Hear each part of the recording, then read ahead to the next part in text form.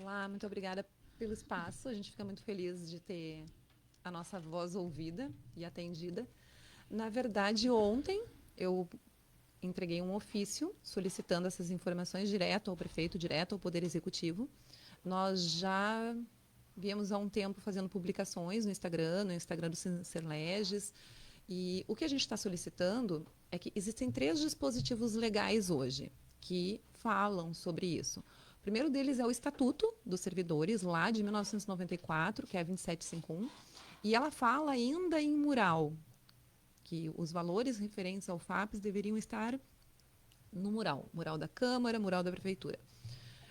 A 1467, que é uma portaria federal que regulamenta os regimes próprios de previdência, fala que esses dados precisam estar em sítio eletrônico, em linguagem clara, com as principais informações administrativas, contábeis, financeiras, atuariais, e que tem que ser assegurado o acesso a todos os beneficiários, os segurados, todos têm que ter acesso a essas informações. E a última, que é a mais recente, a 5.195, ela é de novembro de 2025, ela foi aprovada ela foi publicada em 3 de dezembro, e ela dá um prazo de até 90 dias que se encerra amanhã, para que até o 10º dia útil do mês estejam disponíveis todas as informações, não só em relação ao FAPES, mas em relação a outros fundos também, mas que tenha ali receitas, despesas, todas as informações referentes a rendimentos. Isso teria que estar disponível de forma acessível, clara, intuitiva, para que as pessoas tivessem acesso. A gente não tem acesso aos dados. Temos até dezembro, pelo Conselho do FAPES, referente a receitas, referente a despesa, a gente tem até dezembro. Só que a partir de dezembro, os reparcelamentos passaram a ser contabilizados. Então, a gente não sabe quanto tem de receita, a gente não sabe quanto tem de despesa, a gente não sabe quanto está entrando em parcelamentos, em reparcelamentos, os aportes, que foram uma promessa do governo. Não Muitos está na lei esse aporte, mas foi uma promessa, né? Do 500 mil reais por 500 mês. mil por mês. Muitos vereadores aprovaram o reparcelamento, dando um voto de confiança para que esses aportes fossem feitos periodicamente. A gente não tem acesso. Eu não posso nem dizer que está sendo feito ou não, porque a gente não tem acesso. Tem sido pedido insistentemente e a gente não tem obtido esses dados. Eu tenho um grupo no WhatsApp com os vereadores, que é do Sincerleges. Entrei em contato com eles por meio desse grupo. Alguns vereadores da base tentaram conseguir informação, também não obtiveram. Então, a gente não tem acesso nenhum à informação Quer nesse dizer, momento. quem teria que prestar esses dados seria a Secretaria da Fazenda, a Secretaria Rita ou o próprio presidente do FAPES, né? Inclusive, o Conselho do FAPES não está tendo reuniões. Eu sei que os conselheiros estão pedindo por reunião e não tem previsão. Os conselheiros também não têm acesso a esses dados. Mas, Tainara, só para a gente poder entender, houve esse reparcelamento, a promessa era de um aporte de cerca de 500 mil reais. São 3 leis que dizem que essas informações, do que entra, o que sai, o juro, rendimentos e tudo mais, aquele extrato, que deve ser parecido com o extrato que a gente faz quando vai lá no banco tirar um extrato, né?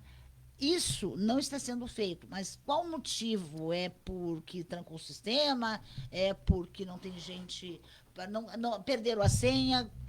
Como é que funciona isso? O que foi nos informado é que é pouco pessoal. Mas não é só sentar no computador, entrar, quem tem a senha da conta do banco, enfim, a própria presidente do FAPES, né, ela deve ter senha, né, das contas. Acredito que sim. Ela tem acesso às informações.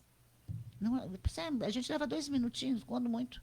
Nos preocupa muito como sindicato essa ausência de informações. A ausência de informações ela é sempre preocupante. Nós não Sim, porque temos se uma realidade hoje para saber. E nós vínhamos alertando isso em relação aos reparcelamentos. Os vereadores que votaram a favor, eles votaram conscientes de que não havia o cálculo de impacto financeiro e de que isso era necessário. Então, não se sabe se isso não inviabilizou ainda mais o fundo. Não se sabe o quanto isso comprometeu o fundo em curto e em médio prazo. A gente não tem acesso à informação. E continuamos sem. Bom, comprometer o fundo a médio e a longo prazo, vocês alertaram várias vezes os vereadores. Quer dizer, se houver problemas ao longo do tempo em relação ao FAPS, e quando o FAPS der problema, e tomara que a gente torce que não dê, e aqui ninguém está fazendo uma torcida contra, se der problema, dá problema para toda a cidade. Porque é um dinheiro que deixa de girar, é um dinheiro que vai deixar de entrar no comércio de Cachoeira do Sul, quer dizer, vai ser complicado. Mas tudo isso tem nome e sobrenome e foi muito bem alertado, porque eu me lembro que vocês fizeram uma campanha maciça, você mesmo ali na Câmara fez de gabinete em gabinete, explicando as consequências do parcelamento dos reparcelamentos, que isso a médio e longo prazo traria, sim, problemas, porque se reparcelou aí a dívida que tinha em 30 anos, é isso? O que a gente fala sempre é que o termo déficit, quando existe um déficit lá no FAPS, é uma maquilagem, porque o déficit é uma dívida, é um dinheiro que deveria estar ali e que não está. Então, uma fala recorrente é, mas no início o FAPS nasceu errado. No início os servidores pagavam muito pouco. Os servidores pagavam muito pouco e a prefeitura pagava muito pouco. Ambos pagavam muito pouco. Isso era uma realidade. Esse plano ele foi revisto ao longo dos tempos. A alíquota aumentou muito. Inclusive, hoje, a alíquota do RPPS é mais alta que a do INSS.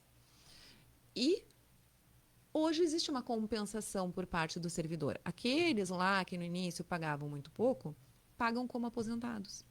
Então, hoje eles pagam também, eles contribuem também. Sim, porque essa lei onde se modificou foi para o desconto foi para 14%, né? E foi em hoje... 2014, não, 2013, eu não lembro, acho que o Zé Otávio não tinha sido afastado, não estava fora da prefeitura ainda, né? Mas se for pensar que hoje eles pagam 14%, esses aposentados, sobre o seu salário final, isso compensa muito os 4% que eles pagavam lá no início.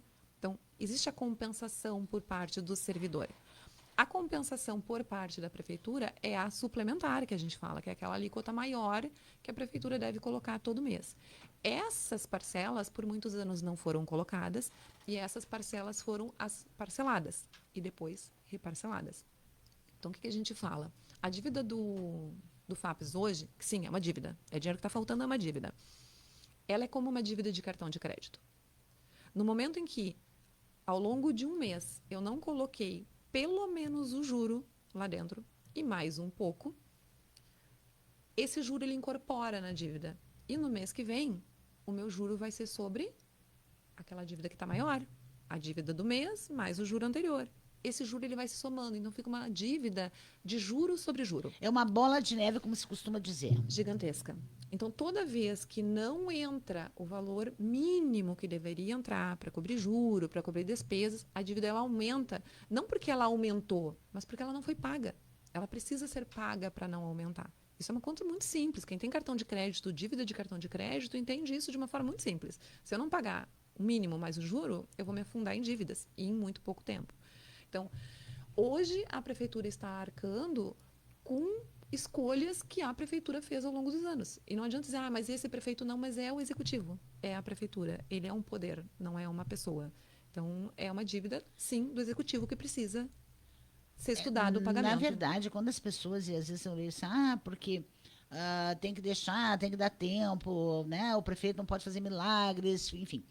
Mas eu digo, isso não é um caso agora do atual prefeito, mas eu digo isso ao longo do tempo. Quem tem que resolver o problema é a prefeitura, independente de quem tem o poder da caneta. O executivo municipal tem que resolver. A responsabilidade de resolver é do poder executivo, independente. E quando as pessoas assumem, né, se candidatam, assumem, são votadas, são eleitas, elas têm um período de transição e também não dá para dizer que não sabiam da situação. Né? Então, não é uma questão... O FAPS é um problema histórico, né? Olha, eu desde que eu sou criancinha, eu ouço falar no problema do FAPS. Mas, de qualquer maneira, Tainara, o que vai acontecer agora? Vocês vão continuar cobrando? Sei que alguns vereadores também já, da base aliada, tentaram buscar esses números, esses dados, e não conseguiram ainda. A partir de amanhã, essa lei extrapola o período concedido à prefeitura para que seja plenamente aplicada e, com certeza, nós vamos buscar uma representação e vamos buscar um recurso maior, porque a nossa fala ela está muito restrita. A gente não está tendo acesso e a informação ela precisa ser concedida. A gente não entende por que não. Se está sendo tudo pago direitinho, se está tudo em dia, é só informar. E se não está, é preciso que seja informado também, porque precisa haver esse pagamento. Como é que funciona essa dívida? O tal do cálculo atuarial, tão famoso cálculo atuarial, né? Quando chegar em 31 de dezembro, no caso de 2025 que passou, os dados eles são todos avaliados, tem até 31 de março para serem apresentados, e com base, não, olha só, eles estão devendo tanto. Se estão devendo tanto, tem que pagar assim, assim, assim até lá, para conseguir, né, em, sei lá, 30 Sim. anos, conseguir regularizar. Em 25, não foi colocado tudo que deveria. Né? Assim, em parcelamentos, em reparcelamentos, aí recalcula tudo para frente. Então, é isso que a gente se preocupa nesse momento. Se em 2026, em 2025 foi, tá? Em 2025 eles pagaram direitinho. Mas se em 2026 não está sendo colocado, isso impacta o cálculo atuarial para o ano que vem. Toda vez que não é colocado o valor combinado, a gente chama de amortizante, é uma alíquota ali, mexe o cálculo para o futuro. Então, aquilo que estava previsto de dívida para o futuro vai aumentar. Então, a gente precisa saber se esse valor está entrando ou não. Esse valor precisa ser divulgado.